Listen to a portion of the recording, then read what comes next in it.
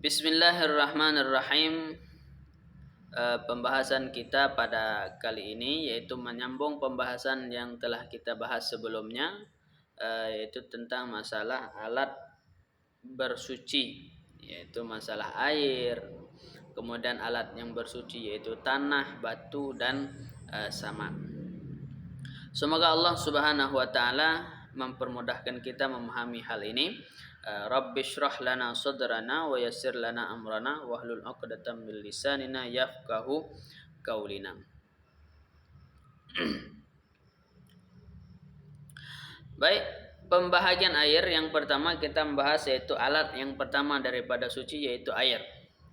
Maka air yang sah untuk bersuci ada 7 apabila dilihat daripada segi tempat air.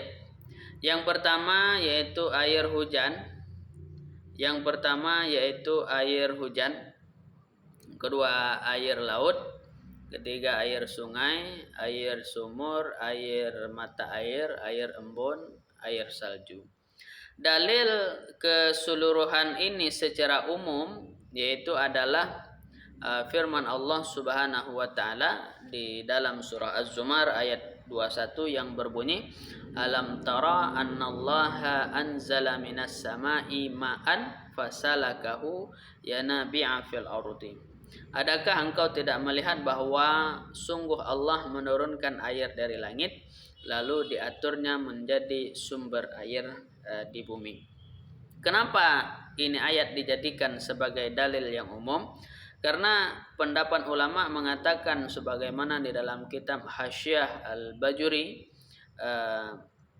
disampaikan yang bahwa berdasarkan ayat Az-Zumar 21 ini dapat dipahami meskipun secara tempat bahwa air itu terbagi kepada 7, ada yang air embun dan sumur lain sebagainya, tetapi pada hakikatnya semua air itu berdasarkan ayat ini yaitu anzala minas sama, yaitu dapat dipahami bahwa seluruh air itu turunnya daripada langit.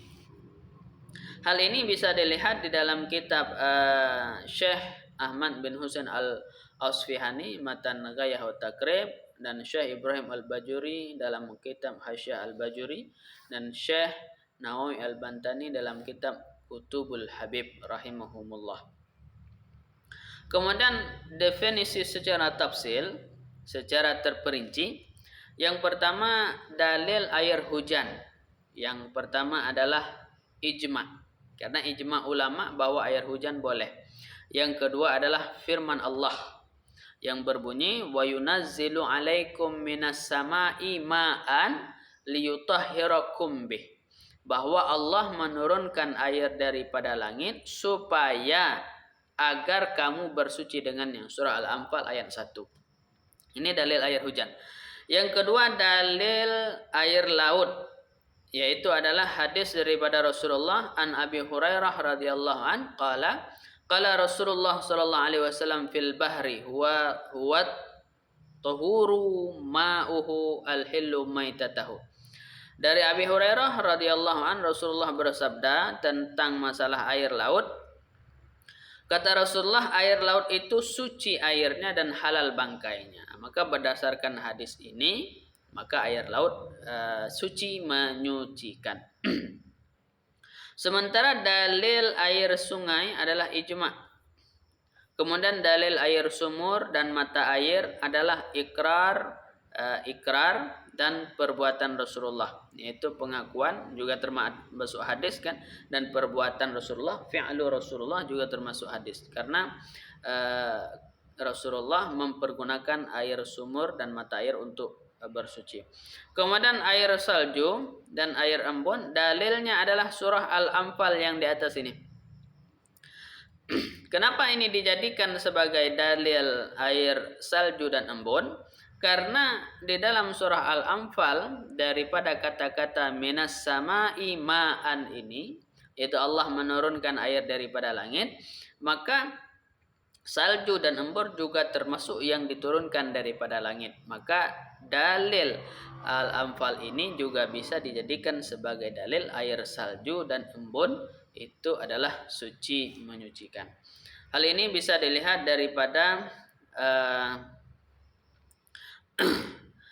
kitab Bulughul Maram yaitu Al-Imam Al-Hafiz Ibnu Hajar Al-Haytami, kemudian dalam kitab Al-Allamah Waliuddin Busir dalam kitab Nihayah Syarah Matan Ghayah wa Takrib.